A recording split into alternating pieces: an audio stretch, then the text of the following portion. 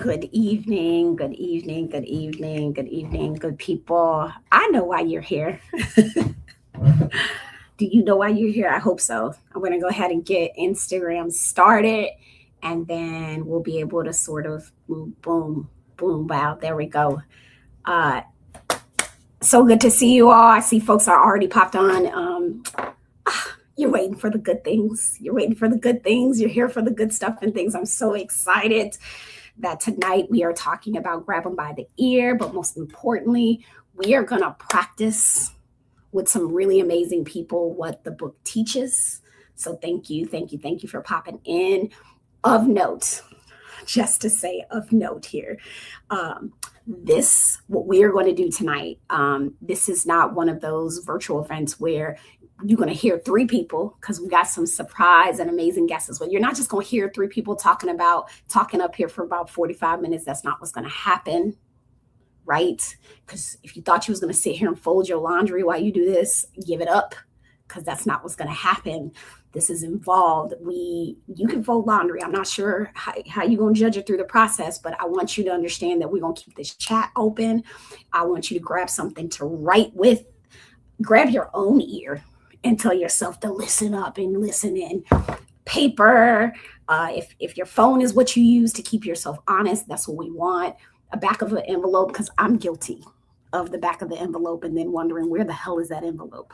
Who knows? Somewhere. Take a picture of it.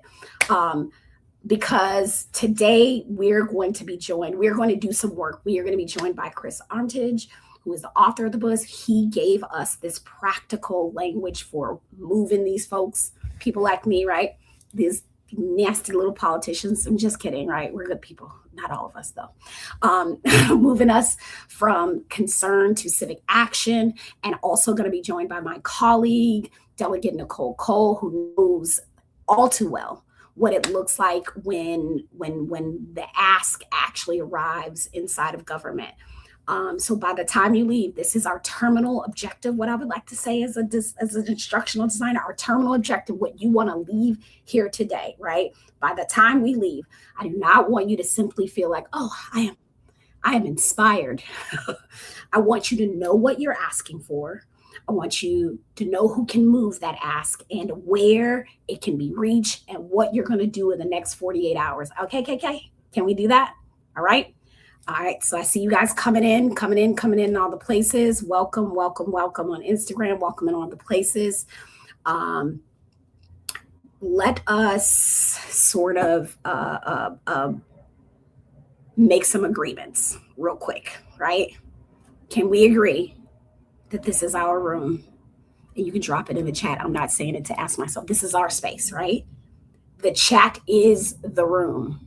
Right? If you don't show up in the chat, then we might have some problems. The writing is the work, the things you need to take home. We're going to keep our answers short if we can. Some of you guys keep it because we're going to keep it moving. Try not to post anything personal in the chat, like too overly personal, because this is going to get sort of cut down and put on for prosperity. And I don't want, like I said, you can write privately if you want to send a message to our offices. If you really love something Chris says and you're like, oh my God, I love Nicole. If you're like me, because that's what I'm like. Oh my God, I love Nicole. You can message her on all the spaces and places. She'll give that information. Know that power is not absorbed by osmosis. You have to put on your own issue through this process. And I want everybody to feel free from perfection tonight, free from it. We're going to just drop the messy versions of what we're doing. We don't want to tighten up silence. With that, I want to bring in the amazing guest that we have for today, starting with hopefully, I'm going to pull her in. Let's see if we got it. Never fails to blow my mind. Delegate Nicole Cole. Nicole, can you hear us? I can hear you loud and clear. Yay! It's working. Woo! Yes, Technology. Where would I be? Nicole, give them a little what they need to know about you, girl. Like, what should they be knowing about this delegate here? What you need to know about me is so I am a freshman delegate in the House of Delegates for Virginia, having flipped my seat last year from the previous serving delegate who had been in office for 36 years. Part of the work that I did runs along the lines of what we're going to be talking about today for other people to get engaged and advocate. But in order to get in this seat, to be able to serve my House District 66, which is in Spotsylvania and Caroline County of Virginia.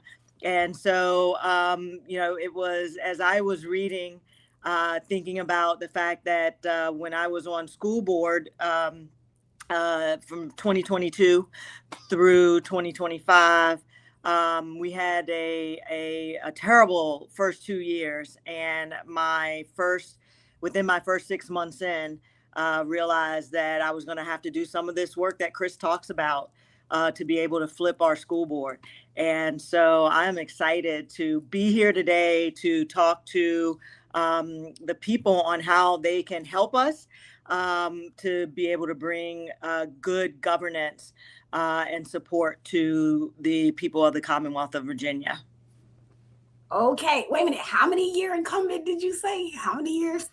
36 years. I'm a dragon slayer. 30 freaking 6 years. Okay, like yes. I mean, that's. They said it couldn't be done, Jackie, but she with a chuckle replied. See what a doer does, and see what a doer does. And to your point, I'm a doer. Following your example. Following yours, but in the same vein, I wish I had this book back then to help me and to sort of conceptualize the work that I was doing, because sometimes when you're doing the work, you don't even know that you're winning. You don't even like. Absolutely. I don't even know that I'm winning. I don't even know. So like, yes. Are you ready to bring Chris into this? I am. I'm excited to bring Chris into the chat. Okay, so ladies and gentlemen, okay. It is not often that we get to have conversations like this with people who are using their time. Let's talk about the thing we all got. We all get it. As long as we're 10 toes down, we all get it, but we get to choose what we do with it. But this guy is choosing with his time to make us better at getting the things that we want to see right now done. So without further ado, I want to welcome in Chris Armitage, the author of Grab 'Em by the Ear. Chris, what are you even doing grabbing them by the ear? You're mute. That's all right. I'm very happy to be here. Well, and we just designed a new book cover, but we haven't released it yet. But we got a cartoon artist out of Seattle, and it's like a 1950s like Leave It to Beaver mother, and she's pulling a Ted Cruz type politician by the ear in front of the White House. So we're excited to get that live. And right now I'm in a van. I got a van. It's brand new. This is the vehicle because I've been traveling around the country. I get invited places, and I especially North Carolina, Charlotte, Indivisible. I've gotten a bunch of time with them, and I'm headed to Yakima, Washington in like 2 weeks because they're starting. This is like a super conservative area, and they're no King's protest. They're like, wait, there's a bunch of people here who care about democracy. They never would have guessed. And so they're starting a whole group, and I'm there as they start this group. And so I got the van, and I'm here. And got to go to the people. You got to go to where they are. Yeah. Yes. I mean, I love the play on the thing. We all know what the thing is. I don't know if people know what the thing is. If you're oblivious to grab them by the ear as to where that probably, what was your inspiration, Chris? Because there are some people who are like, it's just the ears that you're grabbing about. What was the inspiration? Well, the thing that one of the 1,000 things that should have tanked Donald Trump and his the locker room talk, as they said, and it's like, I didn't think of it until I mentioned the idea to a friend because I was just talking about doing that. And then he was like, you know what that makes me think of? And I was like, okay, well, I guess we have our title. And ear, I I don't know. I love this activism stuff, and it's a much better thing. Yeah, it's a good thing, right? Yeah. Well, these politics, I mean, and to be clear, like, it's just the higher you go, the more incentives there are to be a bad actor, and the more opportunities arise for you as a bad actor. And that's kind of the heart of this whole system, is that, like, democracy shines at its smallest increments, and we, all of us, are its smallest increments. Right. So, Nicole, like, for you, what do you think? Because he's like, I love this democracy. That's quotable. I should write that down. Democracy shines at its smallest increments. Right. So, Nicole, I'd ask you maybe, like, what makes an ask easier for a policymaker or a public official to act on it? What makes it easy? Like, no holds barred. Yeah, to act on something. What makes it easier for you to act on something? I mean, when he says, like, at the lowest, at the smallest increments, it's where the rubber hits the road, where people are really feeling it. You know, it's the hearing the stories of how something is affecting a constituent in real life, to either harm them or harm our communities, or where it might even be an opportunity. It is really the smallest things, right? And when you say small, I'm thinking of small in the sense of one person, right? And then that one person uses their voice to say, this is happening to me, or this is something that we need because this would make our community better, or this would help my family so that I can contribute more to our community, our region, etc. Right? And once one person says it, then other people say, I can relate to that. That would help me too. And so then that's how it builds, right? And so to be able to have people recognize that what we do in governance is we're supposed to listen to where those opportunities are that come from their individual or small group stories, so that then we can make change for the greater good. It's super interesting, right? Like, to the point of what we started off talking about, sometimes you're winning and you just don't even know, because there's just so much. So you feel alone. Sometimes you feel like an island, out there by yourself. Which is why grabbing by the ear is like, so the art of recruiting is so important. So, Chris, where do you think ordinary people underestimate their own power? Well, gosh, that's, I was doing an event recently in the Methow Valley of Washington State, and it was in an actual barn, but it's like their auditorium in town. They converted it, and when everybody was coming in, they were just like, I could feel that. But also, right before I walked in, they said we have 150 seats. Don't feel bad if we don't fill them all. And 200 people showed up, and we talked about democracy. And but they're like, the mood at the beginning was like this sadness, and so I was like, let's skip ahead past the me just talking on stage stuff and start talking to each other, and hand that microphone to people. And just what I kept hearing was people feeling like they've been doing the activism thing a lot. Some of them since 2015, some of them since the Vietnam War. And they feel like they've wasted their effort, that they've seen things get worse, and that when we get a win, it just stops things from getting worse. And then it's right back on that. And that hurts. And it's not tearing down or like putting down that effort. Like, that effort is honorable and good. It's not putting that down to say we can become more sophisticated, that we need a new era of civic engagement that is more informed than ever before, and built for the modern era, but also using what worked in the past. And so that frustration is real, because people have felt themselves spinning their wheels. And I've now built a career off of saying, like, actually, you have so much untapped power, and you can make somebody's career or have a very negative impact on their career if you're persistent enough. Right.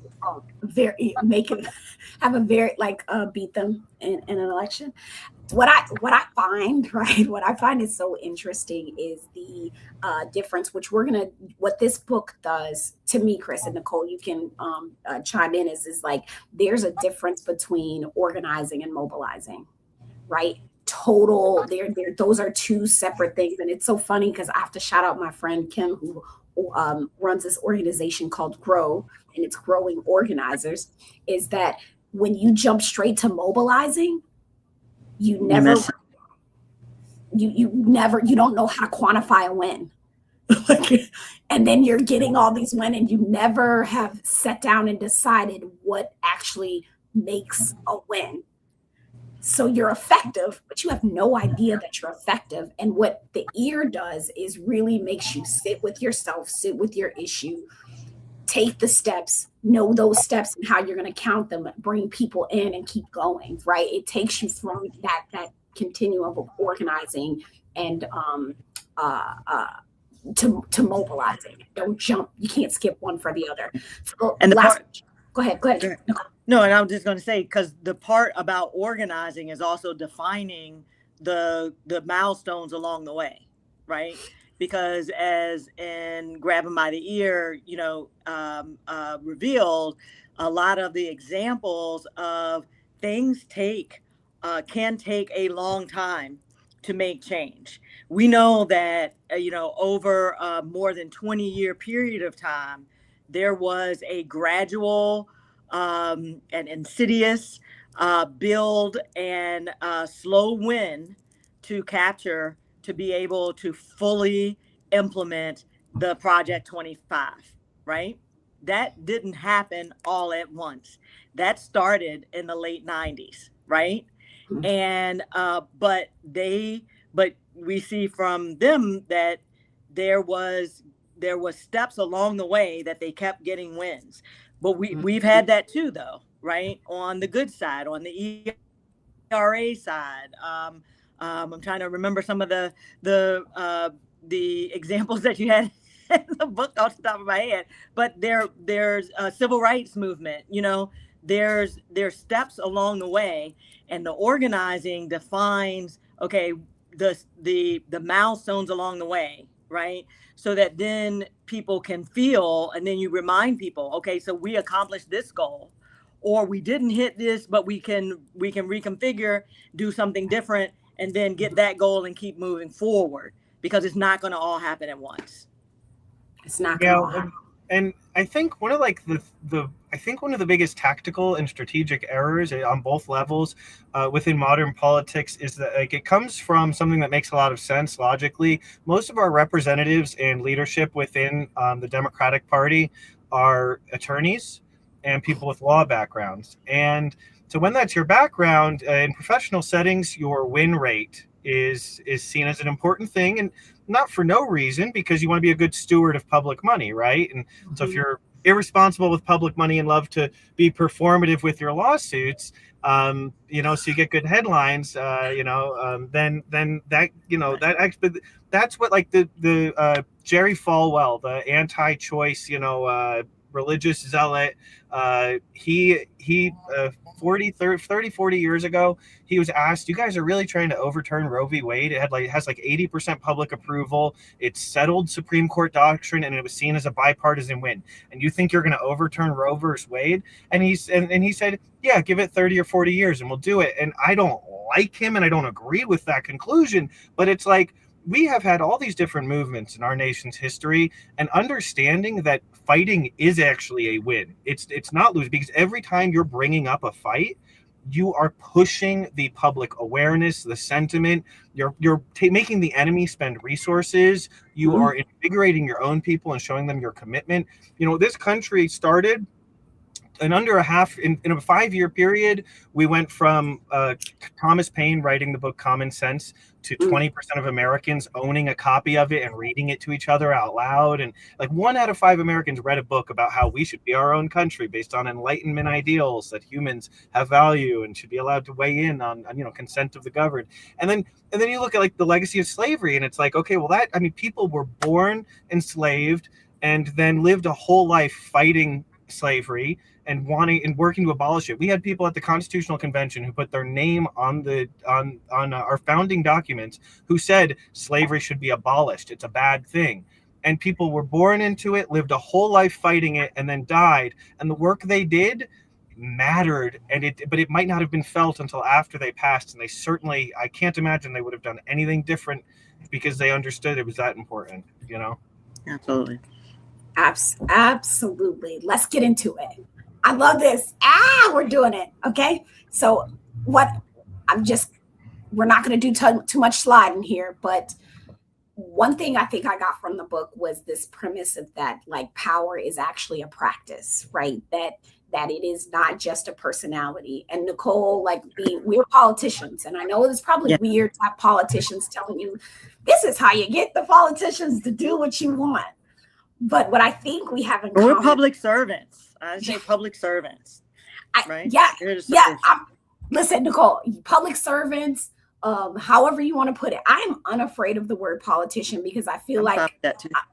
That it's not. It's like saying lobbyist is a dirty word when I know the A.A.R.R lobbyist is not the devil. You know what I mean? But I get it. It has been embedded in us. But the premise underneath this book, it's simple, but it's not soft. That politics moves people moves for people who know what they want, who can actually give it to them, and who can sort of keep showing up until, ignoring them becomes more costly than listening. Yep. It's not sustainable. Your pocketbook's what's going to hurt. But I think a lot of us were trained to think that power belongs to the loudest person, the richest person, the person with the title, the person who knows the, secret handshake, or who's been in that room the longest. And so power is not a personality trait, it's a practice. And I think that what Chris, if you can, chime in, is saying in this book is that, hey, simply put, like, you can learn it. Like, you can actually learn it, you can repeat it, and you can bring somebody with you. Right. Yes. And I'm going to ask you guys if this sounds like anyone or many people that you may know. Well, there's not a ton of them everywhere, but I think they are everywhere across the country. So I have this friend, and he's been a bit of a mentor over the years. He was in the first ever Spokane Pride Parade back when they could, in 1971, when they wouldn't be given a permit. Amazing man. And he is one of the most, he's not wealthy. He is not, he's never held office. He's never run for office. He's never been the chair of, the local Democrats or anything like that.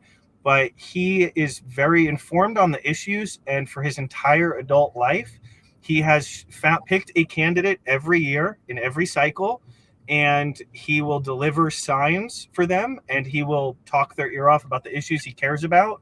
And he's just been doing that for so long that you better believe if he calls the mayor, she will answer. If he calls our state Senate majority leader, because he lives in that state Senate majority leader's district, State Senate Majority Leader of Washington State, Marcus Riccelli, will pick up his phone, and this guy's never given a donation of more than $10. He's just continued to show up for a long time and make, he's been talking about these issues, and it's that is so much power, that it's a type of power and influence that can't be bought, especially at the local level. And so would you say you two have met people who kind of fit that profile? Yeah, I mean, and it's it helps us to have people like that who basically, come and they're like, hey, I can invite, 10 people, or I was talking with someone in my district who serves and works with a lot of veterans. And she was like, I can invite, some veterans over so that we can have a conversation. And it's like a small town hall, right? But for her to basically pull in veterans, it helps me, because then I have access to people, to a specific group who, when I am trying to pass or understand an issue, or if they have ideas about an issue that is going to be supportive of veterans in my community, which there are a lot of, not as many as Jackie's probably, but, but there are, she has probably more active military than I have active, but in any case, then it gets me being closer to that group of constituents, right? And people don't know how powerful that is. I think that that little thing and those 10 people who she invites creates power for them because they have my ear, right? If they call me after that, then I'm going to answer the call. We're going to set them up for a meet, and it doesn't take much, but yes. No, and I can say what I've learned and what I like, people are like, well, what's the best part about running for office? Okay, running for office is definitely the easy part. Okay, like it's the running is horrible, and you got a different district than me for doing it. I do not envy that role. It is brutal. It is exhausting. It is. I'm grateful for you. But what I'm saying is like mental capital. It is hard work. It is the human capital that comes in and makes it, I don't want to say easier, because Nicole, like, like I do, when we go into those back rooms, we have to be decision makers. That gets easier when we know we have people that we're accountable to. Yes. And so for me, it gets easier to stand up with your, as we like to say, and it's inappropriate, but I'm going to say it for women, my friends, we say TU, tits up. Like we go up in there, like, let's go. Right? Because we got people, and those people are the ones that, for me, there's a guy who highlights what he thinks I need to know in the newspaper, and he puts it on my gate. Oh my God. Do you know what I'm saying? Like, that's the dude that I'm listening to. Awesome. Right? There's a particular cashier that I can go to at the Food Lion that if I walk through there, every time she's telling me, hey girl, here's what I'm hearing. Like that is gold.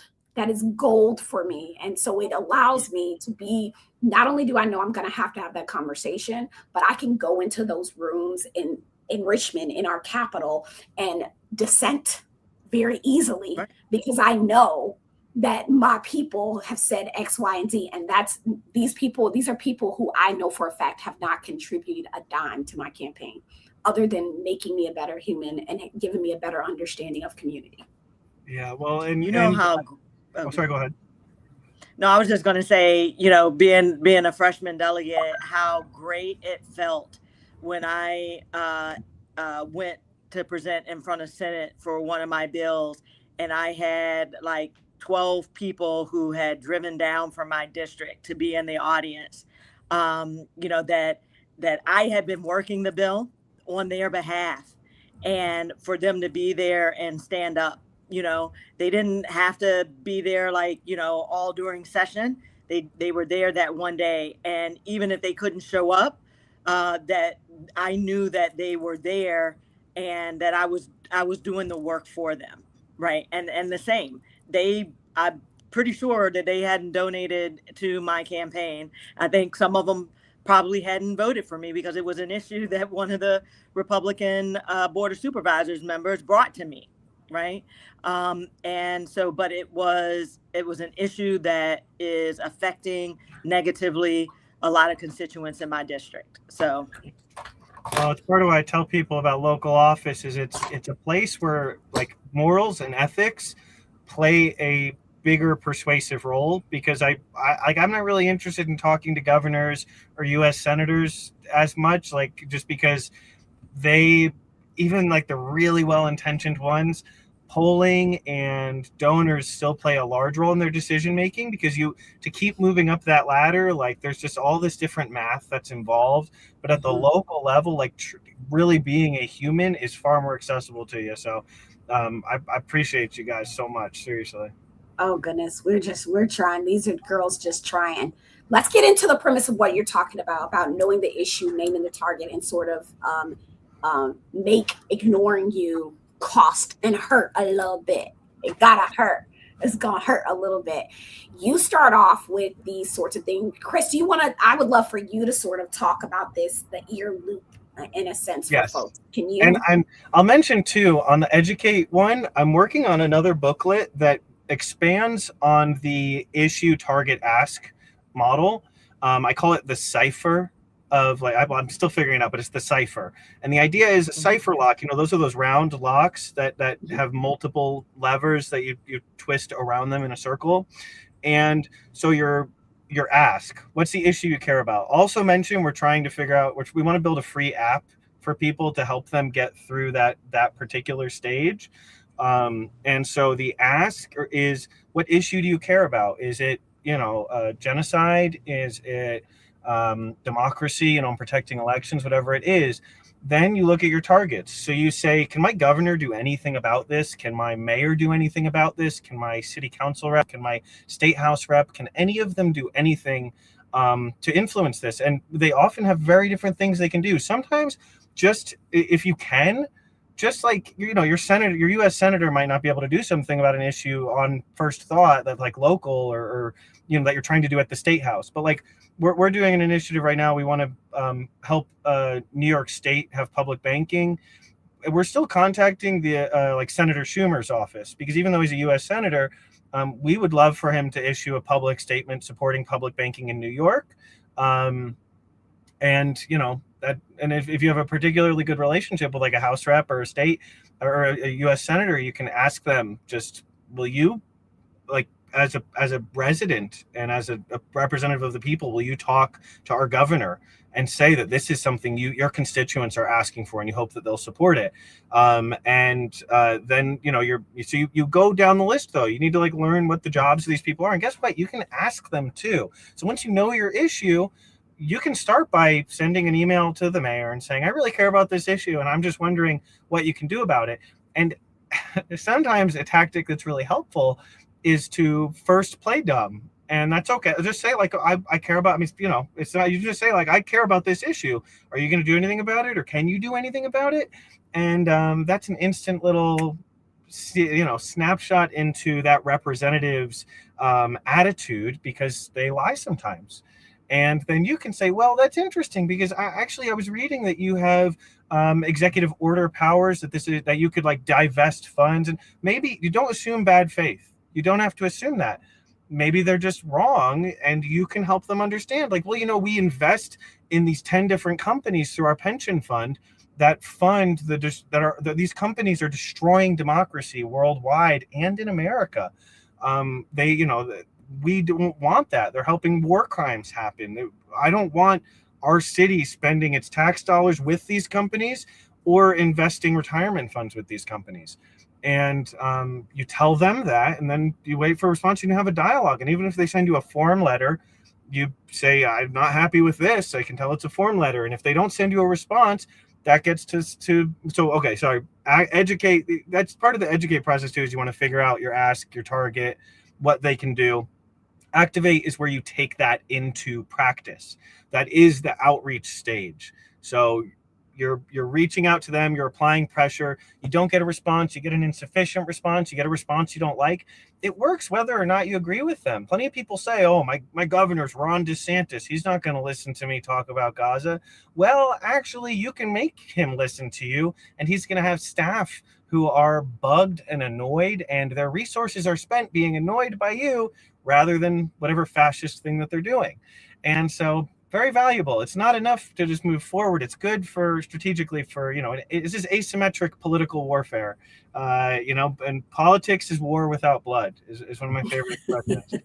And so, we move on to activate, and we reach out, and you say, okay, cool. Well, I sent you every one of those people that I said, your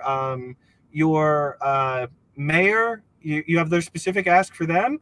Well, cool. I emailed them. They didn't respond. I sent their office a fax. They didn't respond. I sent them a letter. I called their office. I emailed them. I filled out their constituent contact form. Now I'm just going to go to their office with a box of pizza and hang out. And maybe I'll share some with their staff. And I'll put a poster. I'll hand a poster to their staff. And I say, guys, do you mind if I just have some pizza in here? Because I've been trying to get a hold of the mayor and I've tried 10 different ways and I can't get a hold of them. And I just really care about this whole democracy thing and want to talk to them about blah, blah, blah. And then maybe you could invite 3 friends. You could show up to your Indivisible group or your Democrat County chapter and say, I want to talk to you guys about blah, blah, blah, and ask you to endorse it. And that's activate. Let's pause there. With the two, because the ear, I think educate and activate are the ones like, oh, that sometimes, and Nicole, you can back me up on this or not, like people think that they have to have a doctorate on an issue before they can act on it, which I'm like, absolutely might not. It's like all it's, if you can correct me if I'm wrong, that what it means, what educate means is that you know enough to stop, speaking only with your frustration, right? Right. The first power move that a person can make is like specificity, right? Like is being very specific. I don't know what you guys' thoughts are about that. My fight, my ask, that's like knowing specifically is just like, that's a flex. Yeah. Well, I mean, and it's even just articulating the pain, right? I mean, you don't have to articulate the technical details of the pain because most people won't understand that anyway. But if you at least express, this is the pain, if that's what's happening, right? Or this is the opportunity, because granted, like not everything is pain. Right? Not everything is a problem. Some things are opportunities that we don't see, right? That would help, that would benefit the community, right? So if you just articulate the opportunity or just articulate the pain, like, for me with one of the bill that I was talking about earlier, it was the pain was the water bill. The water bills were too damn expensive, right? And just to tell me that their water bills were for a household, a house the size of mine was $200 a month or more. And knowing that county water bills, that was regulated water, county water bills were like a fraction of that gets the voice out there. And if you can articulate that to the person who represents you, then get more people to articulate it, then we're able to be like, yeah, that's crazy. What is happening? And then we can go and start figuring out what are the technical details that is making this problem, right? But it's easy to say where you're feeling the pain, and that's all you got to do. That's where you're going to get other people with you, because they then can say, yeah, I'm feeling that pain too, right? They don't necessarily know the technical details, but they know the pain that they're feeling. And that makes it easy for people to jump on to then create more to start organizing or mobilizing some people to then be organizing an effort. And then, and along the way, be telling the whoever it is, local government, state government, and as Chris said before, start at the closest level to you, right? Because they have the most time and the most vested interest in making sure that they do something, or possibly being able to do something.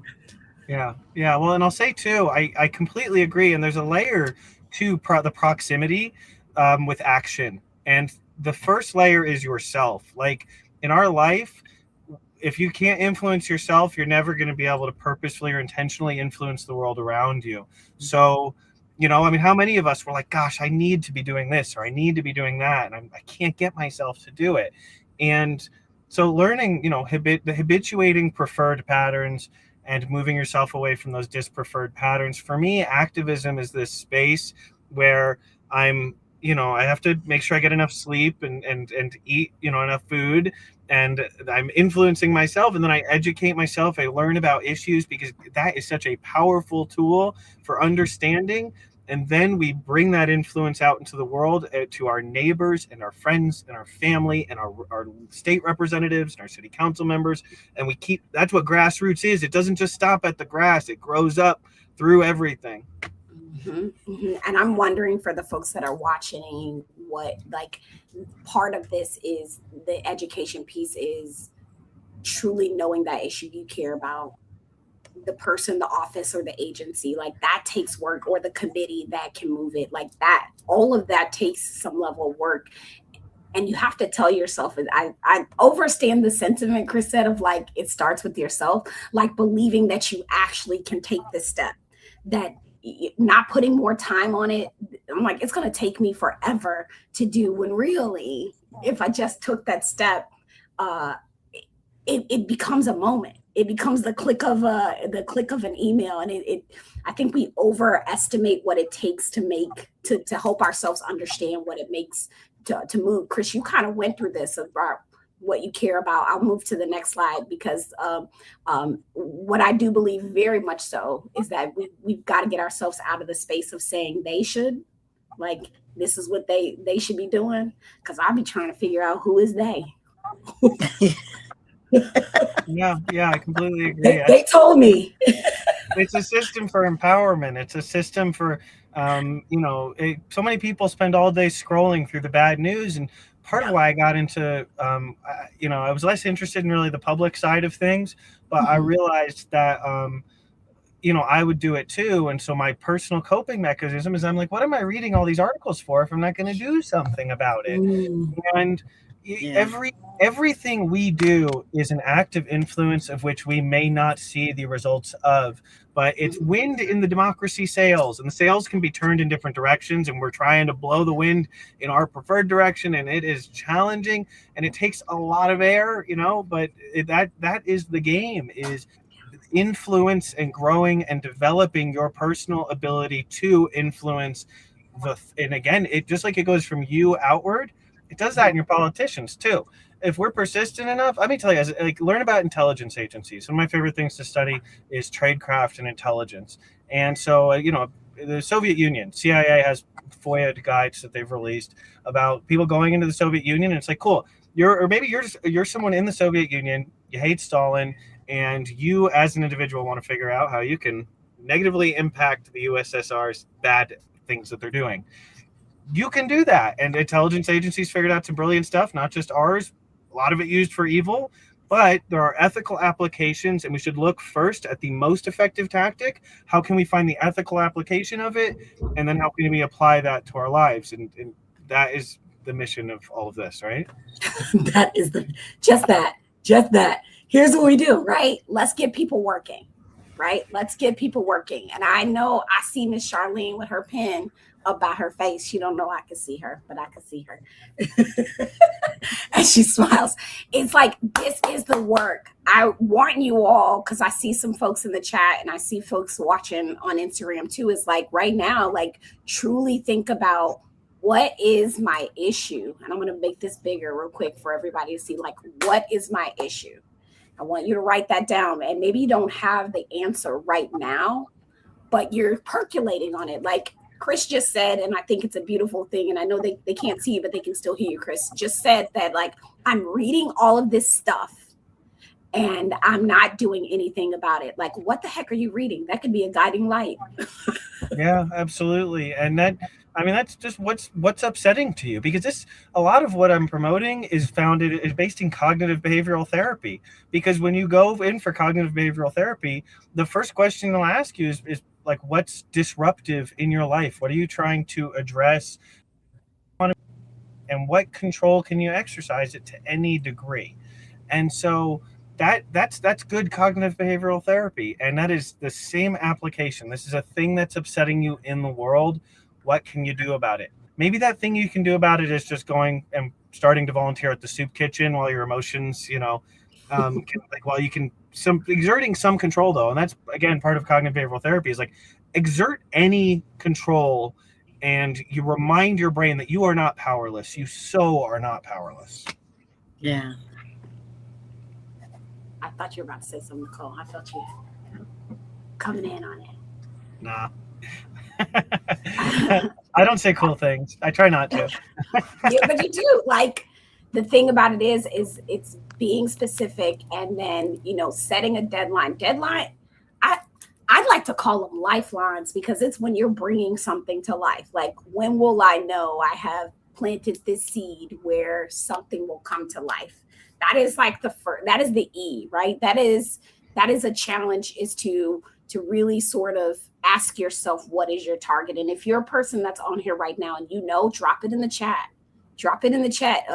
eh, eh, what you think your target is. We did get one comment And you can here. rotate too. Oh, go ahead. Oh no, I was just saying, bark up the right tree. Yeah, it's great to bark. I Yes. love Well, it. and it's okay to pick different things. I think that, and again, this is like another attorney carryover that doesn't quite work. People fixate on one issue. I think it's strategically more effective. This is asymmetric warfare. Mhm. And we are the party that is, they have money and the big machines, and we have the people, and this is our homes. This is our territory, and we have this hostile invading force trying to take over. Mhm. And so you take the thing you care about. What's bugging you today? You read an article about the Epstein files. And you're like, gosh, not a single person has been arrested. So I'm not happy about that. Okay, well, I'm now going to say, okay, my what can my governor do about it? Well, my governor could start a task force to investigate what we have publicly available of the Epstein files. They're in charge of all the state law enforcement. Learning, we can learn our way into a better world. That's how we fight the ignorance of hate. And we are up against ignorant, hateful people by learning about a subject. What a joyful thing! I love learning. I want to be the Neil deGrasse Tyson of public policy. That's the dream right there. Because, like, learn about that thing, learn what people can do, and say, cool, I'm gonna email my governor today, and if I'm still thinking about this Epstein thing tomorrow, well, then I'm gonna email. Maybe I'll send him a fax. Every governor has a fax number available online, and then maybe I'll do a phone call, and then and I'm gonna say, you have the resources to investigate what we have publicly available. If the Epstein files, don't tell me it's not a state matter, because you have the full legal authority to investigate it and see if any of those crimes intersected with our state criminal statute. And that means you could be calling in Donald Trump et al. For depositions. You could be bringing them to our state, to any other state that wants to join in, so that they can be, and then whatever you find, you can release publicly, and you can bring it on down the chain. What a fun thing that was to learn, What a fun thing that was, learned. Nicole, what you got? And can you hear me? Yeah. Okay, because I can't hear you, Jackie. But I wanted to say the one thing in regards to that is when you feel like, and because I know that we have felt over and over again that we've lost, right? We have losses along the way, and I just want people to understand, because there will be steps or milestones that you don't reach, you don't reach them in the time frame, or that you want to reach them in, or you have a setback. And or we experience setbacks. We may be fighting for you for the thing that you are advocating to us that the community needs. And on the broader view with the Epstein files, that there have been setbacks, that instead of giving up, you say, okay, what lesson did we learn from what we just did? And so how do we pivot and do something different to be able to keep moving forward? Because this has to be addressed. It's not over yet. It's never over until we get to a good solution. So and so you can help the advocates, the politicians that you're talking to, that are on your side now and trying to help. Sometimes we don't win in that. Sometimes our bill gets killed, but then it's not that we aren't trying. So help us to figure out, all right, what can we do differently? How can we pivot? Is it a different way to introduce, or a different bill to introduce? Don't give up, and don't be like, oh, and definitely don't say, because it feels like a loss for, let's say, the Democrats, that we're not doing anything. we're always doing something. We're always moving forward. So we got to keep moving forward. We need you to also have that same spirit. Yeah, and that spirit is the underbelly of the next thing. It's like the activate, right? Like knowing that, like, all right, we may have took that little L, but what Chris just did is like drop some knowledge. So like, what I love to hear people is like, ain't nobody, you said it, Nicole, ain't nobody doing nothing. It's like, no, you just haven't found your people. Yeah. You might have to make that tribe of people too, and be a light to others. Because also, like, one of the things in the activist spaces, I don't know anybody else, maybe people have done it. I've done after action reports for people who left activist organizations. And the two biggest issues are people felt like they were wasting their effort because they weren't having specific, measurable, actionable things that they were doing. And it's like, if your goal is to make sure that name a big political goal, that we have universal health care and no more for-profit health care. Well, that's tough. Even people who've been president, Barack Obama wanted to do that and he wasn't able to get it done. And he seems really smart. He's a lot smarter than me. And so like I think that, and he had power.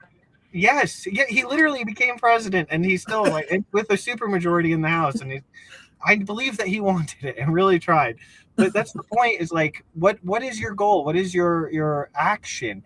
My action is process oriented rather than outcome oriented, because the outcome I want really is influence. I'm not going to be able to guarantee a big world thing, that war is over and that we don't have, housing is a human right. But what I can do is I can say, I'm going to continue to do a little bit regularly as a habit that I know is effective. I'm going to continue to learn from the process and refine my methods. And that's a really important part of this model, is tracking what you're doing.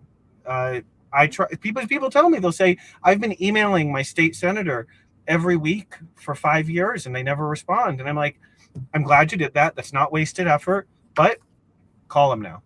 And then show up at their office, and then fill out their constituent contact form, and send them a box of donuts, and inside the box of donuts is an angry letter and a Polaroid of you mad at them. Or you get my point. Like, we continue to, it's tactics and strategy is the game. This, like I said, it's that mindset of, it's asymmetric warfare. They do have the power. They are these hostile, unwelcome invaders in our land. And what are you going to do? Bend the knee? Not going to happen. Not me, not you guys. So here we are. Yeah, it's about putting that ask where it can be felt. I love that. I love saying that ask. Because we have to activate, right? Like, and to your point, activation is not just about being loud. It is about putting that same clear ask through the pressure point that can move your target. I love that. Donuts, you open it up and you're like, oh, snap. No, it's not what you expected. But printed out an article about the issue, and like public banking is one of my favorite things. So it's like, fine, whether I have a Republican representative or a Democrat representative, you know what is a really fun activate action? Print out 100 copies of whatever your issue is about it, a one sheet, an article, something. Put them on every car in the state house parking lot while everybody's at work. And you could do that on a lunch break, and that's a great action. Could you imagine? Could you imagine, Nicole? I couldn't even. They can't get to our cars, but you can definitely use the lunch space and all of the other spaces in the Capitol. Every bathroom, there are definitely ways to make it happen. Well, for the Americans with Disabilities Act, we have one of the best systems in the entire world for disabled people, for like making public spaces accessible. Part of how that happened, and I am encouraging nothing illegal here, but like in a lot of places, they weren't going to like make the sidewalks wheelchair accessible until they were damaged. So ADA activists got sledgehammers and damaged the sidewalks. And I'm not telling people to do anything, but I'm saying that is a cool story, that they were like, we want people with wheelchairs to be able to use the public sidewalks. And so we're going to figure out how to help make it happen. And so just a thought, but not a suggestion. One of the and as well, you can write out, like, if you don't feel like your voice is being heard by, or you're not getting a response, so you don't know if the person that you're reaching out to, the elected official that you're reaching out to, is listening, is hearing you, is doing anything about what you're saying, write an op-ed to the local paper. Reach out to one of the news channels, depending on what the issue is. They might feature it as one of those those features of, something is going wrong here and no one is paying attention, right? You can do a workaround and let people know. I mean, when I was on school board, my some of my fellow school board members would not answer any of their emails. And so people would come in public comment to let us know, or let the people know, they were sending them emails and they weren't responding, right? So you can make it public if you're not getting a response. I mean, we're accountable to our constituents, or we should be. We should be, but that's when we get to that recruit part, is getting more people that have that thing called the vote to activate and say, "Oh, we're so sorry you didn't listen." Now we have to get the whole community to say no to you. Exactly. Yeah. Yeah. Well, and with recruitment, one of the important things with the whole E.A.R.R model is you're allowed to be a solo actor. And you can be a wildly effective one, without a doubt. Because for some people, especially in like activist organizations, personality clashes happen. A lot of personality disordered people are drawn to these sorts of positions on all sides of the aisle, and that's you're allowed to just be like, this group isn't for me, but I can still do it on my own, and maybe I can mention what I'm doing. Like, that's part of the model too, is if you're up for it, be the light shining for other people. Whether it's posting on your Facebook or letting your neighbors know, or telling your family. It's like, hey, this week I called my state representative, my state senator, my governor, and my U.S. House rep, and I told them this specific thing about this one subject. And each week you rotate it, and you just keep doing it whether people want to join or not, but you'll inspire them. And that's part of the recruitment, is being that light for others. But if you want to join a node, you want to start a node, I mean, that's the thing, is like, we can come together and collaborate and participate.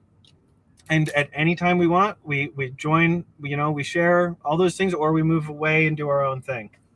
True that. And recruitment to no end is like, recruitment begins with relationships, right? It isn't always necessarily the mass message that you put into people's mailbox or that social media. It can be. I would not think that I can reach everybody.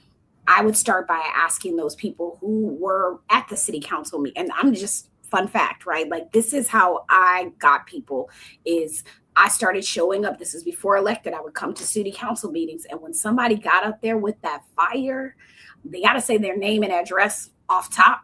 So I'm like writing their name down and being like, hey, looks like you care very loudly. Would you like to be my friend? Because I want to care very loudly with you. We don't have the same issues, but we have this thing called care. And so I would start by asking, like, who trusts you enough to do a very small thing with you?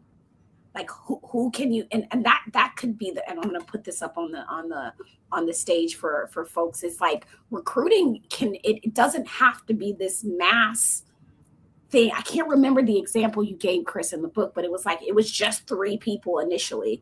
And I was like, damn. Well, in Minnesota, in January and February, I spent 3 weeks in Minnesota, and one of the things I participated in was Ice Watch. So I got in a car. I just mentioned it on my Substack, and this lady, suburban soccer mom, and she's following ICE agents around, filming them and blasting her air horn and honking her horn, and on these like signal chats about like, hey, we're seeing ICE try to harass people at this school and that kind of stuff, even though they're not allowed to. So I was with her, and she's taking me around, and she's talking about how she has these friends who are also, suburban mothers, and they understandably don't quite have the same energy as far as the ICE watch thing, because ICE agents threatened to shoot me during that period, and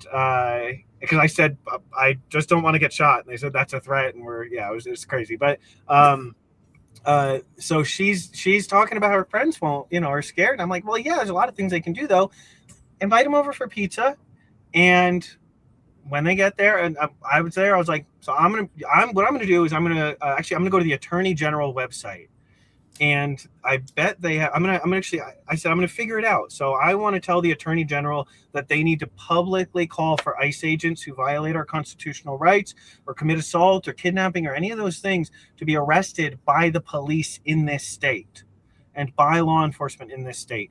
And so I'm going to go to the AG's website, and I did that with them. I explained what I was doing as I was figuring it out, because I hadn't researched it in advance. I went through the entire E.A.R.R model of saying, I'm upset about this thing, these ICE agents. Now I'm going to see, well, the governor actually could call. There's no law in the country that says that you're allowed to kidnap or murder or anything just because you have a badge. Anyone who tells you otherwise is being dishonest or misinformed.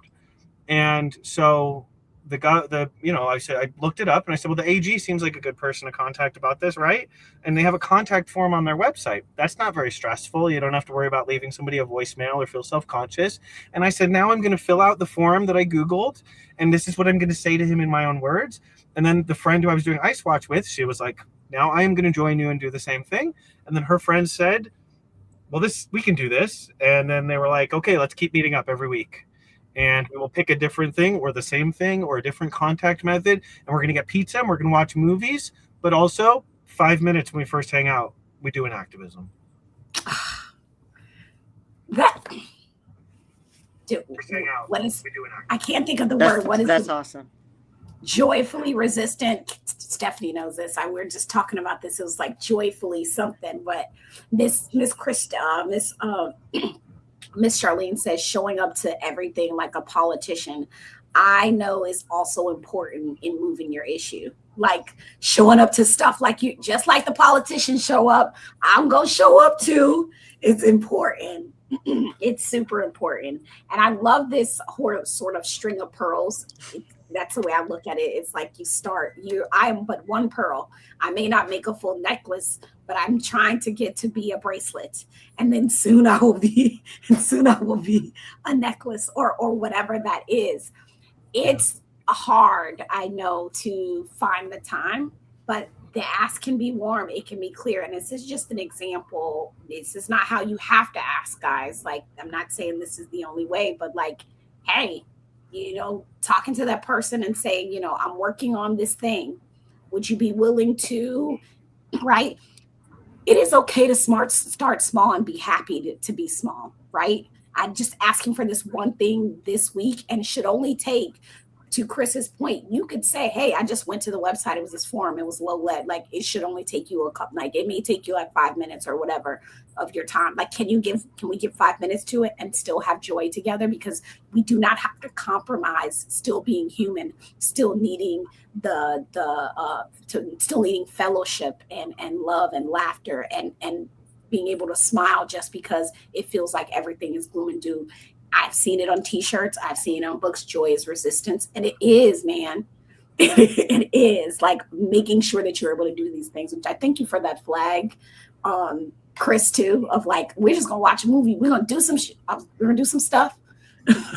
We're going to do some stuff. Then we're going to watch a movie.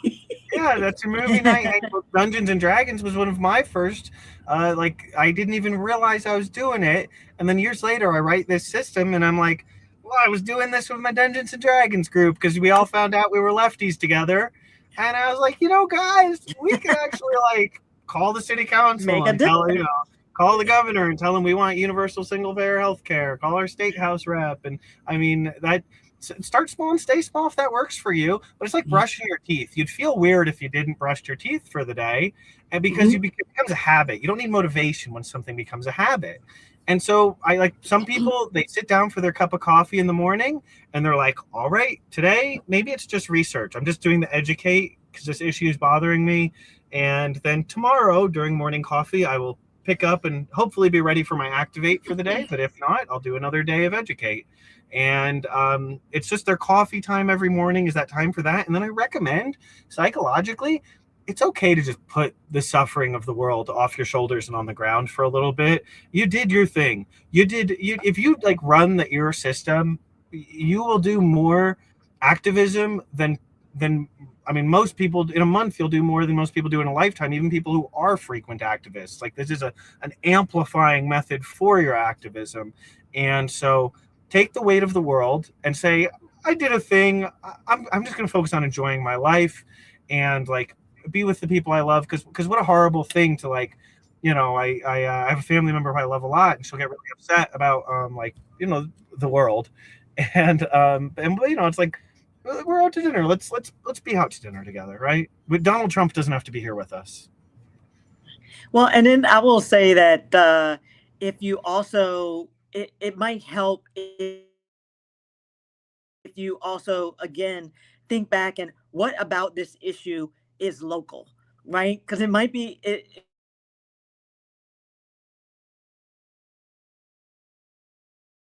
trying to go to the federal administration level, which is going to be so hard to feel like you're getting a win, you know, in any short time period, month, year, or years, right? But if you can think about what about my issue is local, then start local, right? And start with let's figure out what can the local supervisors or city council do about it. If it's related to schools, what can the school board do?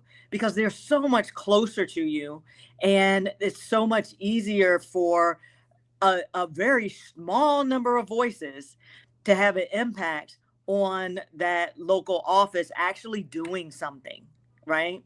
And so then that can build your, then you can do something there, and then, you know, pull back a little bit, right?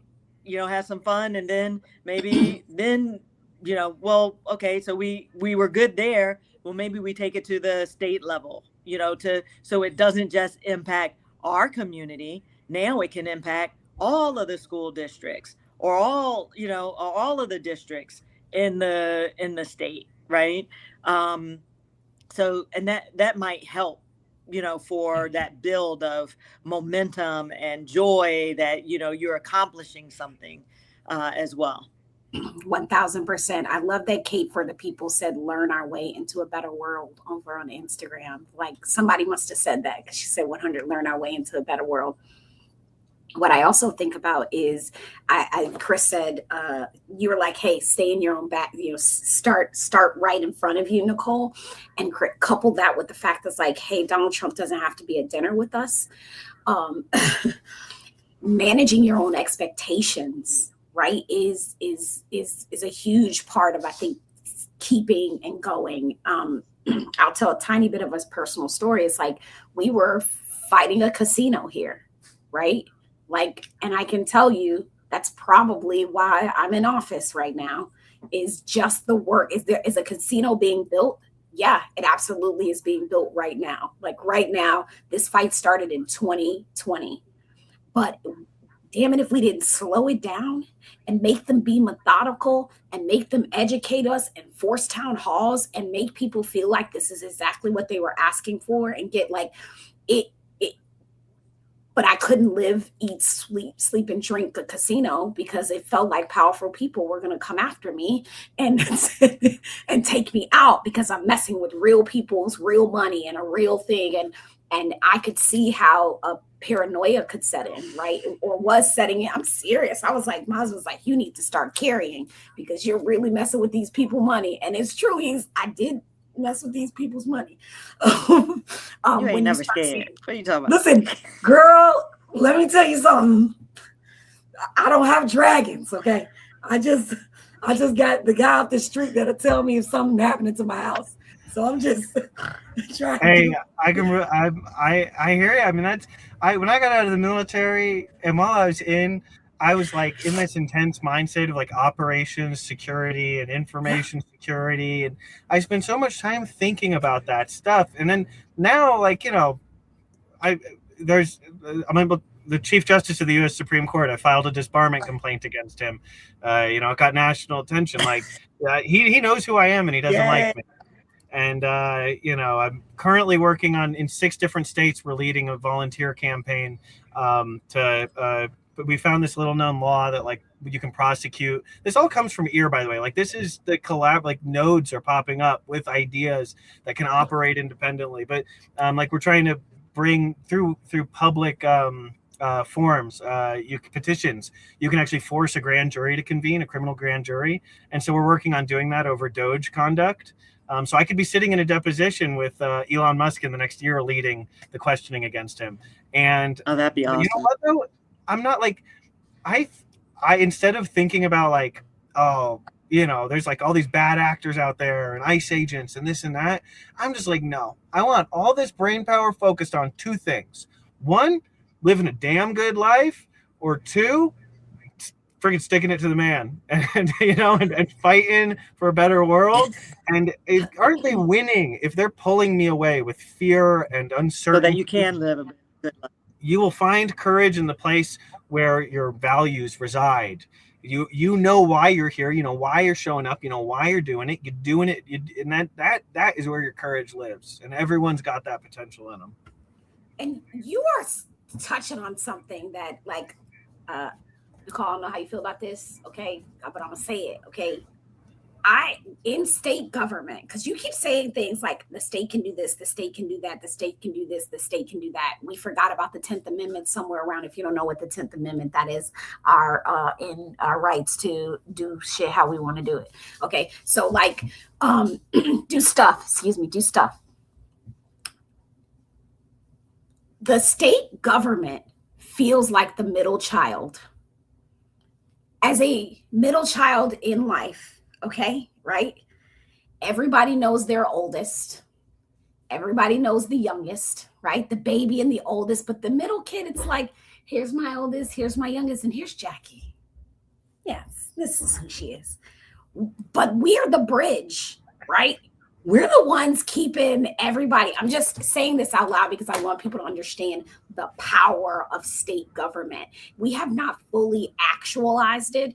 And if I may plug some of the work that you're doing, Chris, it's like there is a huge opportunity for us to take this E.A.R.R model and push states to understanding that we've got to get out of our mind that states' rights is this dirty thing from the Civil War time frame, and that's what we're not Civil War. What am I saying? Civil War, but it's this dirty word, right? Like we exercise our right as the Commonwealth on a myriad of things, like how we hold our elections and how we exercise these things.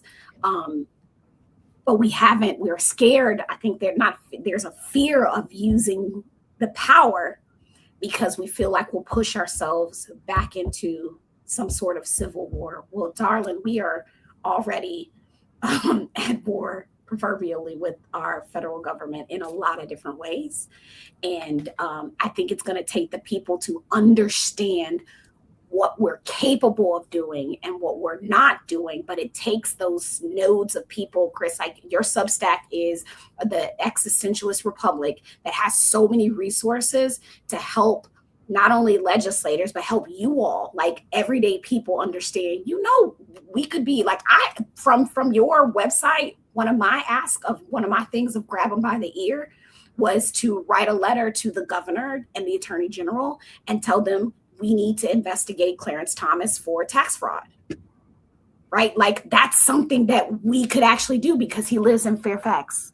He lives in Fairfax, guys. And if he lied on his federal taxes, that means he mucked up on his state taxes. And guess who's responsible for that? That's us. Like we could actually bring him, you know what I mean? And it gets exciting, right? It gets exciting to feel like, you know what? Push, push, push. Come on, governor. Tell that attorney general to investigate that fun lover because he shouldn't be violating state. He's not, no one's above the law. So like, if you're looking for the things to excite you, I think you have a plethora of things on the Existentialist Republic and on your Substack that can sort of pull people into the exciting work, the big work and the small work right in their own backyard. Well, and it's all a million little battles, and it's like even like with the Clarence Thomas thing, he doesn't have to go to jail over that for it to make his life more difficult. He has less time for yacht trips and maybe he's sitting at some dinner with some billionaire and he's like, the AG for Virginia said that they might investigate me. And that's rolling around in his head. And even if the investigation doesn't happen, but the AG says we're looking into it, we've that's a win. But we're doing a million things at once. And one of the important parts when you mention states' rights, that's 10th Amendment, exactly right. Any power not delegated to the federal government explicitly belongs to the states. 9th Amendment, any rule that is not defined, enumerated, explicitly stated, any limit on your freedom that is or rights that we don't explicitly place, we presume you have as freedom. So that means gay marriage, like civil rights, all these different things, unenumerated rights, any right that we have not explicitly taken away from you, we presume you have. So 9th and 10th Amendments are actually like the most important. And before all of this, we're in a new era. And everybody in this call is part of this transition, because before states' rights were almost exclusively used for racism and bad stuff, and part of like Civil War. It was an expansion of federal power for the purpose of ending slavery and keeping the country together.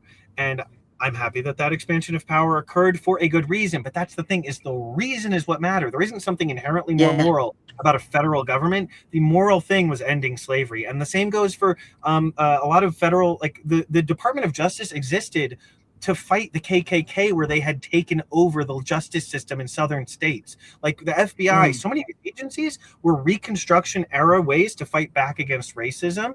And so that's what a centralized federal government meant. When we integrated schools in the United States, we used the National Guard to do that because we said it mattered. The process isn't the moral thing. The federal government isn't the moral thing. The moral thing is saying we're going to make sure this school gets integrated, even if it means changing the order and moving the system. And that if that was happening, if the federal government segregated schools by race, would your governor use the National Guard or the law enforcement that they have? Would they order the state patrol to escort those children into the schools to resegregate them? Would they force resegregation even if the federal government said no?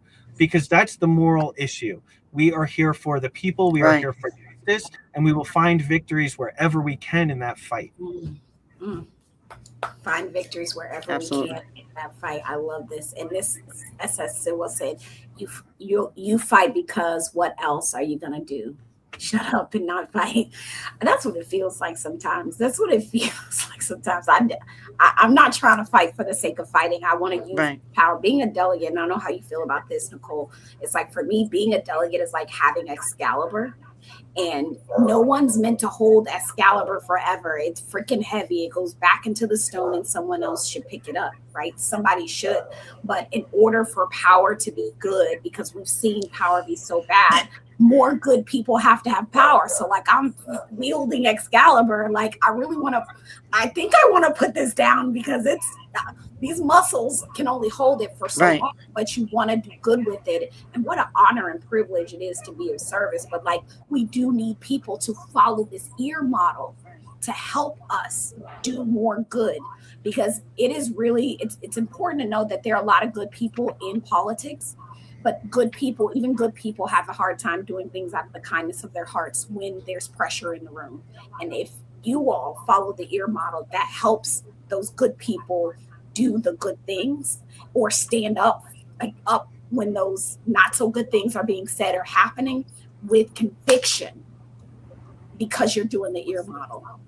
Well, and just as an additional note, very much in that vein, Letitia James, the Attorney General of New York, an incredibly powerful role. She brought the fight to Trump. So during his first administration, she did investigations and held the evidence and waited until he was no longer president, and then brought the cases. She followed the playbook by the standard operating procedure as well and courageously as you could. And then a jury convicted him on the president on 34 counts, and a judge said, after delaying it 8 months, they continued to delay thanks to Federal Society of Judges, blah, blah, blah. They played by the rule book, and what happened? He became president again, and now she's getting DOJ attacks against her.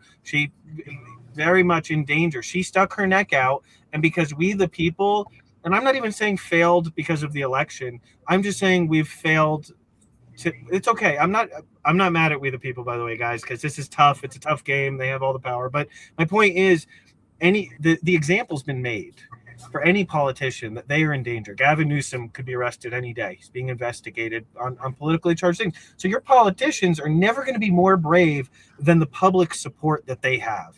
Right. If you can't convince 20,000 people in your state of whatever the thing is, then you're not going to be able to convince your governor. You can't convince a million of the people. You know that's just the game of democracy. Right. Yeah. And we need you to have our backs in a sense. You know, and you know, I say for voting, if you're registered non-voters, we got to get you out there to vote. If you're not registered, you got to get out there to vote. And it is not hard to figure out who cares about our communities, who cares about you and our families, and who's a good person for representing our communities and people, and for us in Virginia, our Commonwealth.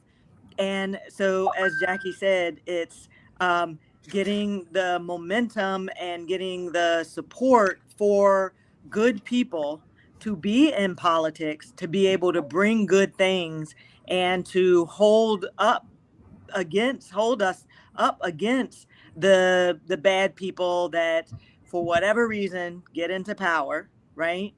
You know, I think for one of the main reasons or purposes that I had for being elected on the school board for my first 2 years was to be the person who was fearless in speaking truth to power.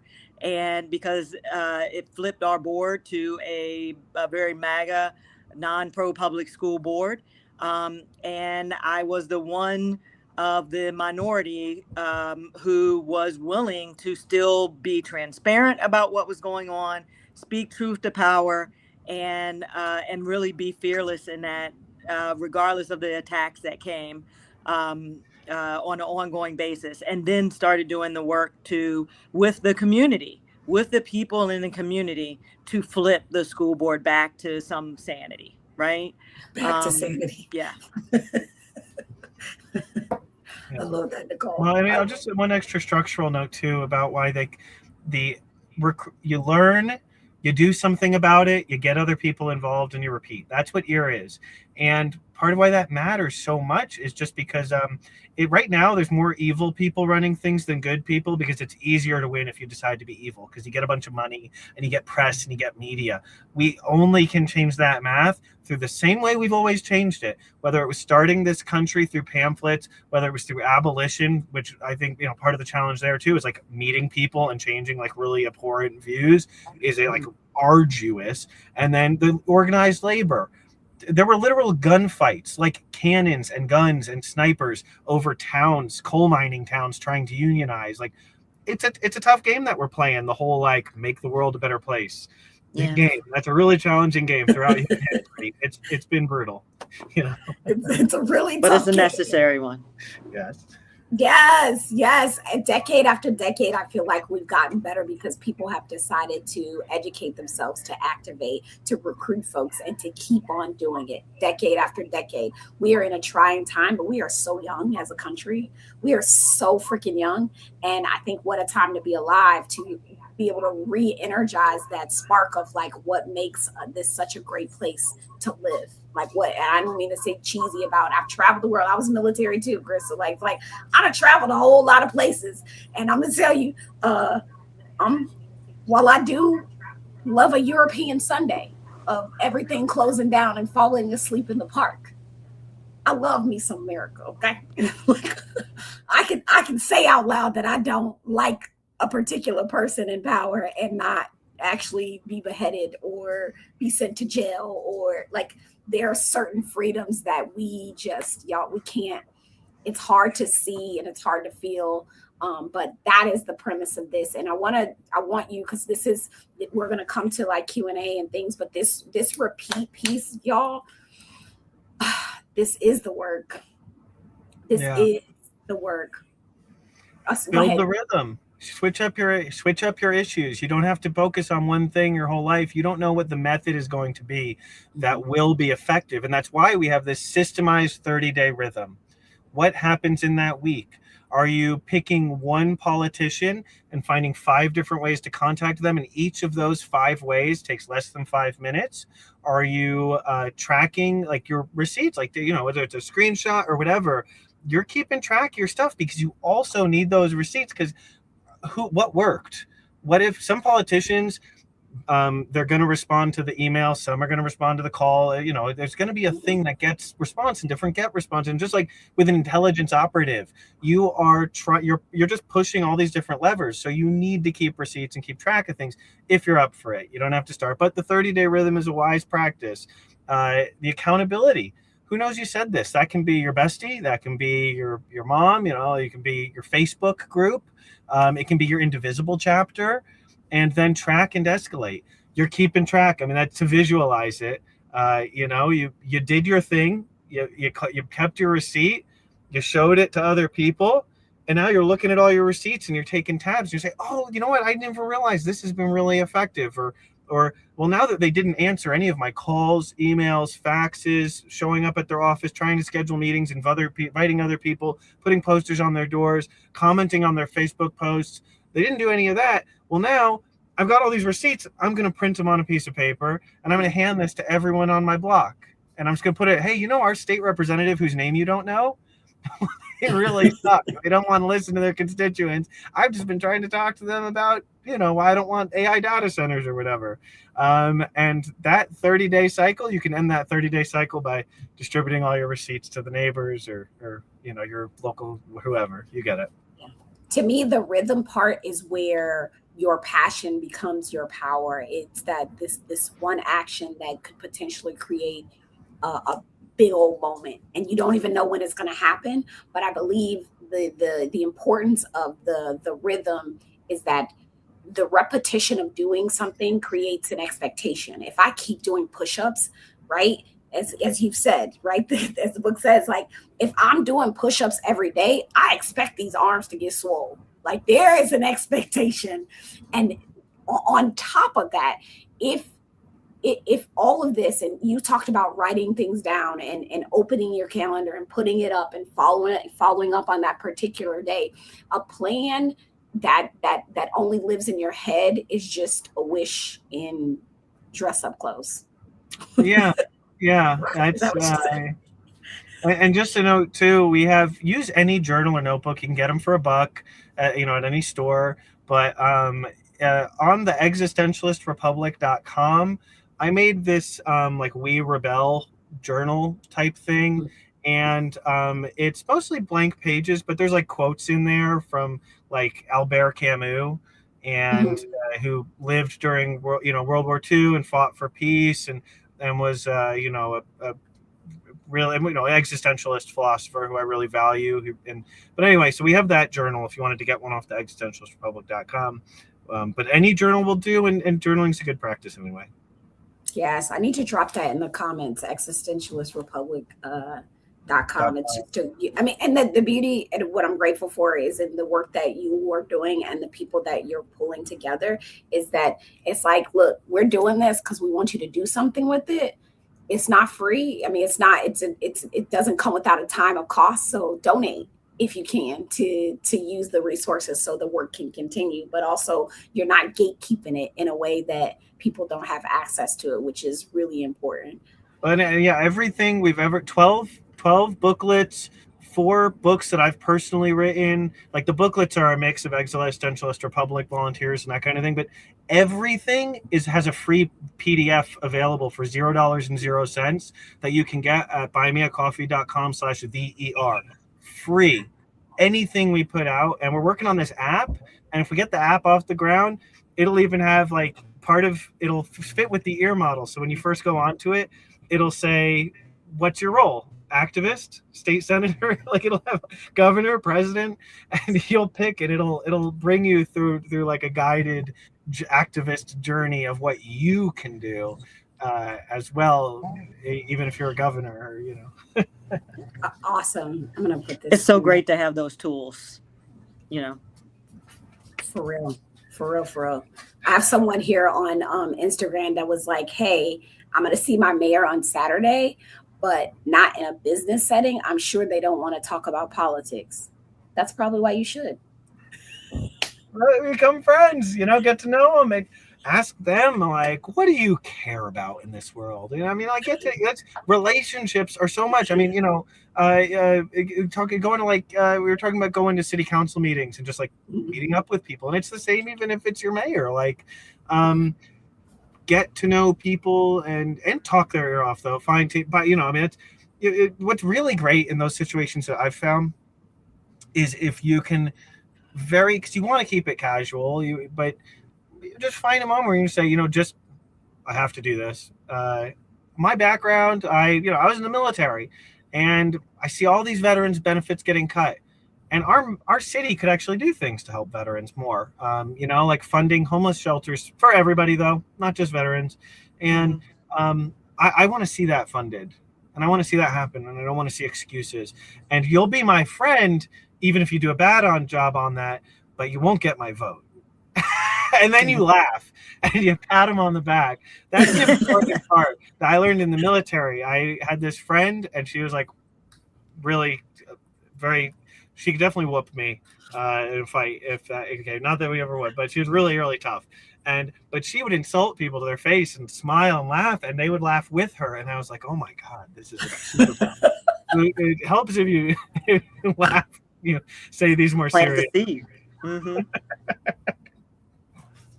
Nicole, I'm wondering for you. I asked this question in all of the events and stuff that we've been doing. Is like, how many emails or how many calls or how many contacts do you need to have about an issue before it rises to the level of like, I really need to do something in your office? And I would love for people to drop it in the comments how many they think it would take. Like, how many contacts on a single issue does it take before your staff, because let me just say this, we're very fortunate to have staff. We don't pay them enough. They make more than we do because that's the way life is as far as being delegates, but they're monitoring the things. And so how many times do you have to hear about an issue before your staff is like, Delia Cole, like, this is a thing? Honestly, it doesn't take a whole heck of a lot, but that actually come from my constituents, right? So for the gun legislation, or for the sales and use tax for schools, it's it may be a hot issue, and we may get hundreds of emails, but we're going to be parsing through which ones are coming from my constituents. And so if we get like, a small fraction of those are from my constituents, then we're going to be paying attention, right? We're going to be finding out more information. We're going to try to engage them to see, how is it actually affecting our community, and what do I need to do to support it for the benefit of community members. Or not, so, it's also because we get both sides. Most of the time we'll get both sides of the equation, but it's helpful. I will engage when I see, and my staff sees, that there are people from our community who are paying attention and actually weighing in. Yeah, that's Miss Charlene said, it has been my understanding that at least 7 contacts should be made. I'll tell you this, in our office, if I get like 3 emails, that's like, yo, what's up? And granted, we represent about 85 to 86,000 people respectively, right? Nicole, that's about the amount of folks that we represent. So like 3 emails being like, something's happening here. But to her point I'm making sure that they are folks that are within my district, which in the district that I'm held to represent. So it's good to reach out and say, hey, there's a thing. I'm checking that address. Okay.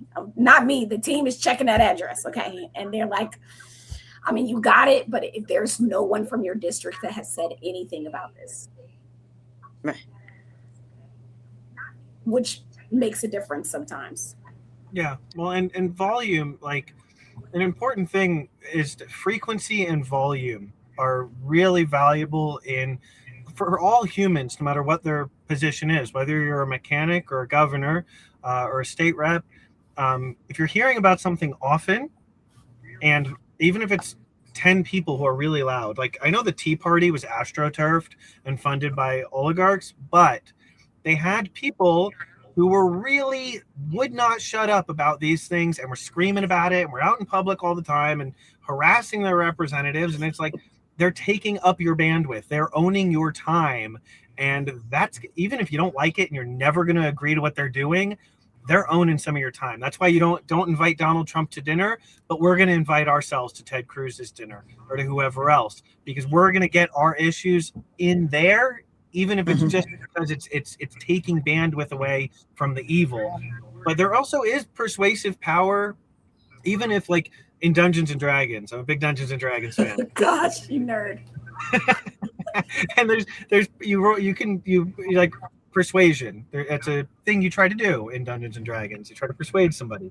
Now, they're not going to go from wanting to murder you to being your best friend just because you said something very persuasive. Right. But you can influence an entire crowd of people, and some of them already kind of like you. And so that same persuasion moves them over from kind of like you to enthusiastic supporter.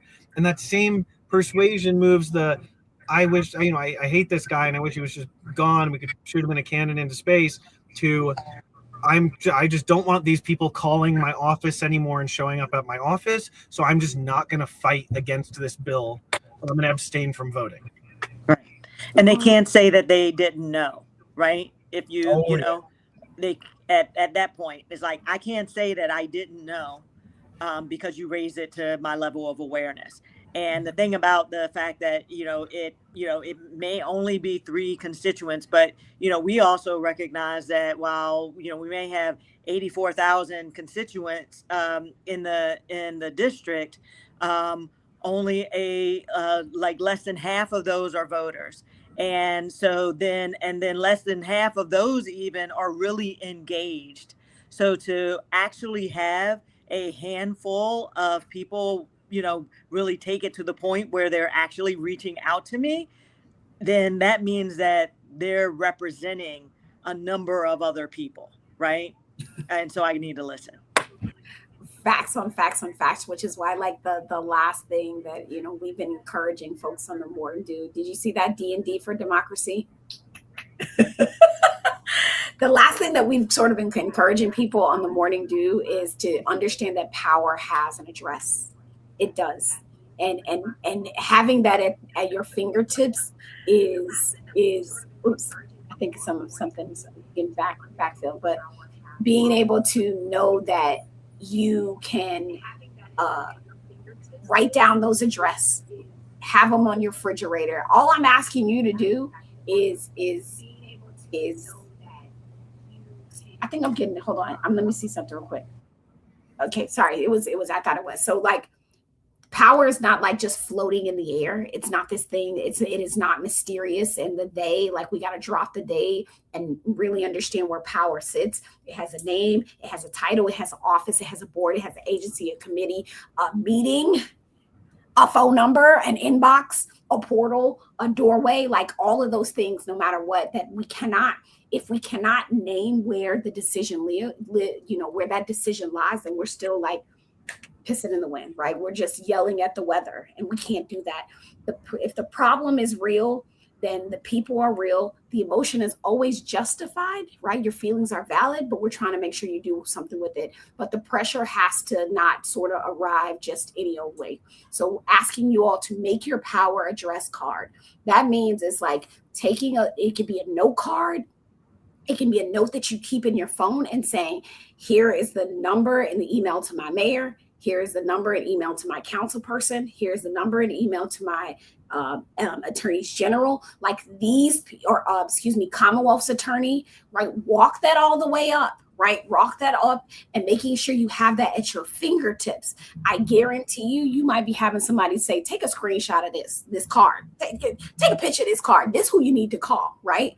Like, Start with the decision makers that you need to engage with most. And again, that's means starting at the local level. Sometimes you need to know who your registrar is. Sometimes you need to know who the sheriff is. What'd you say, Chris? Oh, sorry. I was just saying I completely agree. And like the treasurer. The treasurer for your state maybe gets one. They don't get constituent emails. They don't get constituent calls. They don't get this and that. You know what? Defunding. Like in California, I don't remember the name of their treasurer, but that person, I am not a fan of them because we reached out and our volunteers reached out and they tried to say, we said, defund companies that are participating in war crimes. And they said, we have a fiduciary duty, blah, blah, blah. And I said, you are a liar because California defunded from apartheid and pulled $150 billion in investments out of South Africa during apartheid and played a major part. It's not good for your investors to destroy the world. If we're not here in 10 years, that's not you carrying your fiduciary duty. So get a hold of your treasurer for your state too. Sorry, I had to pick a little beef on that situation, but I'm still mad at them about that. I'm going to see if I can help make sure they don't stay, they get replaced or something. This is the work, right? Y'all, this is the work. I think that's the last. Hold on, I'm making sure that that's our last. Oh, and one note too about the knowing where people are is the seat in Minnesota, in Minneapolis. Existentialist Republic volunteers and myself, somebody designed a poster for free, and it said it was Joyce Strong on Substack, I believe, and so people put the info for like the Hennepin County attorney and for Keith Ellison, the AG, and for the governor, and we had their email, phone number, fax, and like what you should tell them. Charge Jonathan Ross for the murder he committed, or we have sufficient evidence, and also and use the National Guard to protect protesters, not to protect police. And so specific demands for each office, how to get a hold of them, because there were so many people out on those streets, and I was like, if every one of these people made a phone call to all three of those people, it would be more contact than they receive in an entire 4-year term by orders of magnitude. And so we handed out 4,000 of those. And while Jonathan Ross hasn't been charged, Mary Moriarty did charge 2 ICE agents with separate activities. One waved a gun in someone's face during a road rage incident. I don't remember what the other one did, but it's not good enough, but it's more than almost anybody's done. So credit where it's due. And I thank the activists in Minneapolis for, at those events, handing out literally and also we brought them to 2 different print shops. Both print shops gave us all of the posters for free. Oh, wow. Awesome. The staff were like, don't tell anyone. I said, I can't tell you which print shops did it, but like they were like, this is what you're printing? Hell yeah. So. Nicole, the clap. I would love to, as we sort of come to our last 10 minutes on here, I've got Miss Charlene. Can I pull you in just to ask you a question? She said yes. This is an everyday person, y'all. Okay, everyday lady. Hey, Miss Charlene. Hold on, I'm gonna unmute you. Say that again, Miss Charlene. I said it's been very interesting evening. Yes. Do you have any questions, comments, or anything for the author, for Nicole, or just a statement about since you've been watching? Well, it's, as I said, it's been very interesting, and a lot of it has been reinforcing of stuff that I've learned over the years. A lot of what you are now teaching, I wish many others had taught years before, but it's been great. Very good. And thank you again. You have changed the trajectory of how things are in Norfolk, because you started having these discussions and now other folks realize that they are behind the times and are struggling to catch up. So kudos to you and thank you for doing that. I've been saying it for years. It's my pleasure, Miss Charlene. What's your biggest takeaway from this evening? What are you putting in your pocket? The easiest thing to do is the simplest thing. It doesn't take a whole lot. I'm always on my phone, so I get email this or write somebody, then it takes 5 seconds. I am sure that uh, Congressman Bobby Scott gets tired of my letters, as well as Congressman Senator Kane and Senator Warner. My church, which is the United Church of Christ, often sends out requests for us to do things. So my last letter was to them. So, I mean, it doesn't take but 5 minutes, and you tailor it to whatever it is that you have to say on whatever the issue is. And so it's very easy to do. Just take some time. Take some time. We appreciate you, Miss Charlene. Thank you for hanging in there with us until the end of here. Well, I've been missing you in the morning, but it's been crazy. But things are looking up. Okay, that means I need to tap in. I need to tap in with you and send you some smooches. Now we have somebody on here who has their power card. Do you have your power card? I saw it in the chat. Okay. This is me cheating. Your power card with the office. I have it pulled up. Yep. Okay, you gonna show it? I don't know how to share my screen, but I will absolutely show it. So I'm gonna try share screen. We're just gonna.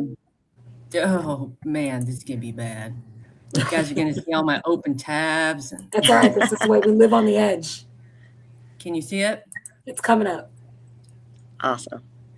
Yeah, so we'll share that. If you need support, these are the power cards that we sort of made for people to have, where you can write down. When we were in person, we did this in person.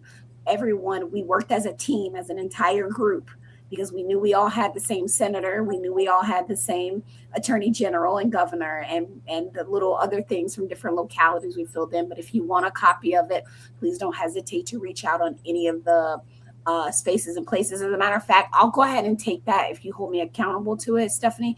I'll put that on my Linktree, which is Linktree/Jackie4 Norfolk. And I'll send it to you, Nicole, as well. These power cards for people to just have it ready. Just put it up there on the refrigerator. Just put it as a PNG on your phone so you can share it. Political Power has an address. Thank you, Stephanie. Yes, ma'am. Any biting final sort of words? I'm gonna make sure we don't have any more comment. Okay, there it goes. I put that. Somebody was asking. Love that. Ain't it just, we're trying to make it easy for each other. I love the coalition building that's happening across the country to do things. And I'm hoping that we get more, particularly in our world, state legislators just sweeping across the country, forcing us to exercise that power and sort of holding the institution to what it should be. And also just like not being scared. What you got, Nicole? Your biting words. It's catching up. She's catching up to us. There it is. Hey, Chris, can you repeat what she just said? I know she asked me to say something. I can't hear. She asked for final words. She asked for final words. Your final words. Awesome. Excellent. Thank you. I just want to say, thank you, Chris, for providing the information, the process, the steps, the ease, the tools to help people to do more to advocate for themselves, their families, and their communities. It definitely, as an elected official, it is helpful for us to have people more engaged than not, especially when we are trying to do good work for our community. And I'm gonna, kudos to Delegate Glass, who she knows I've been following for a long time and has been an inspiration to me. And one of the things that Ms. Charlene said, in also, talking about the work that you do in educating the community to be able to advocate for themselves more and letting them know that you are here, come and talk to you. That's the kind of delegate that I want to be for my community, and having tools like Grab Them by the Ear to share with them helps them to be better prepared to support me in the work that I'm trying to do for them. So don't be shy. Make sure that your voice is being heard at all the levels where you can help to make a difference for our communities, for our Commonwealth here in Virginia. So I'm excited. Chris, what you got? Well, first of all, thank you guys so much for having me. This stuff makes me really happy. It really does. And also, thank you, by the way, to Charlene and to everybody else. Final thoughts. I want people to think about how two people can go through the same thing, or two nations, or anything. Two people can go through the same thing, and one of them grows stronger and more powerful and more fierce, and one of them falls and crumbles. And sometimes we're one of those people, and then we're the other, and then we're one other back. For 4 months after the last presidential election, I would get very emotional if anybody brought up politics, and I said, nobody talked to me about politics. And never in my life have I done that. I cried so hard the next day that I had to stop my therapy appointment. I was like, the therapist was like, do you need more time? And I was like, I'm not going to be able to. Like, there wasn't a timeline. I was like, I don't know how long this is going to last, of not being able to even talk because I'm crying so hard. But we can choose how we want to react. We can think about that. We can think about, how do I want. A book I'd really recommend to anybody is Man's Search for Meaning by Viktor Frankl. Dr. Viktor Frankl lived through the Holocaust, and his story as a psychoanalyst going through the Holocaust is a powerful, insightful story. And you could probably read it in an afternoon. It's not that long. But the difference is between the people who go through the same thing and it causes them to fall, and those who it causes them to become stronger than ever, is the attitude that we bring towards it, the framing that we acknowledge. You are here because you are fighting for humanity. You don't want to live in delusion and hate and ignorance, and you don't want to bury your head in the sand. So what does that leave? It leaves learning and growing and being fierce, what's the most dangerous animal you're ever going to meet? It's not the hungry, lion. It's the mama bear who's protecting her cubs, and that is who we can be. We can be strong and fierce and powerful and tenacious and kind and loving, tough and kind and fierce for good and justice. And that is what everybody here can be. And I'm thankful for all of you, because I can't do all this on my own. It's going to take millions of us, and we are us. I stinking love it. Thank you so much. So I will end by saying gratitude to you, Chris, for writing a book that not only asks us people to admire power, that doesn't ask people sort of to admire power from a distance, but to practice it.